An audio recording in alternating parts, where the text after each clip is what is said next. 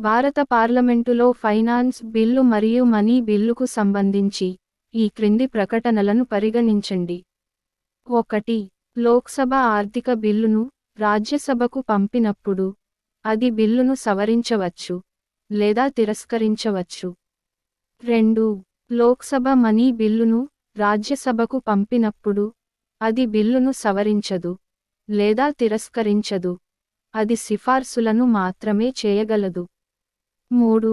లోక్సభ మరియు రాజ్యసభల మధ్య అసమ్మతి ఉన్న సందర్భంలో మనీ బిల్లు కోసం జాయింట్ సిట్టింగ్ ఉండదు, కానీ ఫైనాన్స్ బిల్లు కోసం ఉమ్మడి సమావేశం అవసరం అవుతుంది.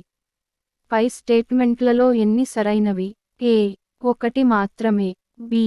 2 మాత్రమే. సి. కేవలం 3. డి. మొత్తం 4. సమాధానం ఏ. 1 మాత్రమే.